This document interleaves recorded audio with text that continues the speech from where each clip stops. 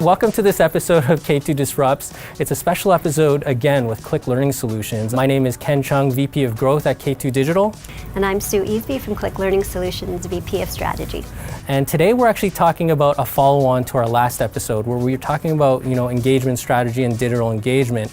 But there's something I think that takes this conversation a step further. When we talk about binding organizational change, right? An organization that learns and persists over time, where change survives multiple generations of turnover, I think that's something that many organizations struggle to manage that process. And in working with Sue very closely, I see that she has a framework for thinking about this and thinking about this in a way that really speaks to kind of even some old cliches, like you're not a leader until you train another leader who trains another leader. Sue's really a forward thinking in this, and I'd really love to get your thoughts on how that plays out. Most organizations, large organizations especially, that have been around for many generations, the whole human resource side of the company has really almost siloed out the whole employee experience. From onboarding, they focus on how are we going to onboard, and then it's left there. And then there's the rewards and recognition, and that's a silo. And your even career development is a silo. But in today's world, for an employee engagement, it's much like customer experience. An employee's experience is a fluid thing. They don't see those as separate realities for them.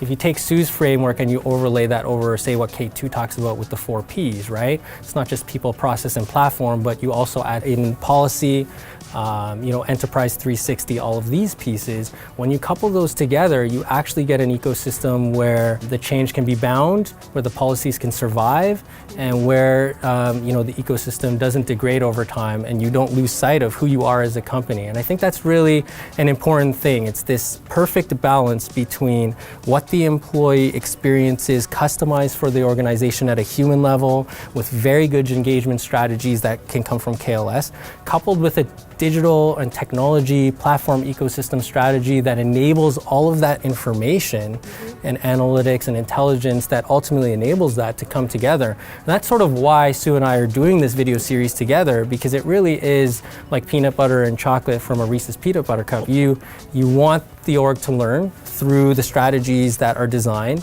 with technology that's seamless, that's beautiful, inertia-free, and at the point of engagement where employees feel that all the time. And I think that's really, really exciting. I think when we talk about big brands and the history of brands, I think a lot of that has been lost over time, right? When we talk about fast fashion brands or instant pop-up brands, but even in some of the work that Sue and I have been doing, we've started to see that bringing back to life the history of a brand and of a family that founded a brand through some of these ecosystems is important, along with the framework that we're talking about. The other thing that's changing for the workforce is the multiple generations that are in a workforce as well. So one single sort of technology solution doesn't solve it for the company or for the employees. The other thing that we're moving into is more of a fluid workforce, and that can be an advantage to a company if they really focus on it. A fluid workforce might mean that people are going to leave the company, which often is a problem. You've spent all that money, you're trying to attract this talent. But if you really get all of those pieces working together, your culture, your technology, your workspace, you really do get a good collaborative, intelligent enterprise happening, then that fluid workforce can actually work for you within the organization, meaning that now you can start really tapping into skills that people have or don't even know that they have that can now be moved quickly over to other projects.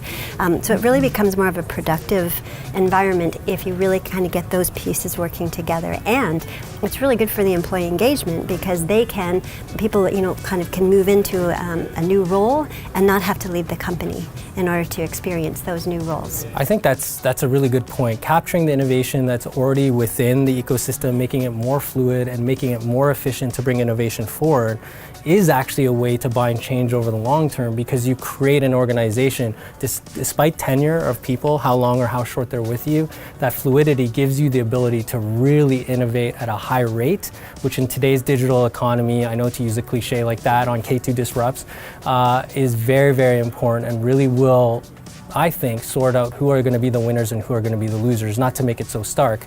And I think if you want to talk about that form of digital Darwinism, that form of how we can evolve and make things more fluid, I would highly encourage you to reach out to Sue or myself, because we'd love to talk to you about this and love to move you forward. So with that, I'd like to conclude this episode of K2 Disrupts, and I really want to thank Sue for joining us on the last 2 episodes.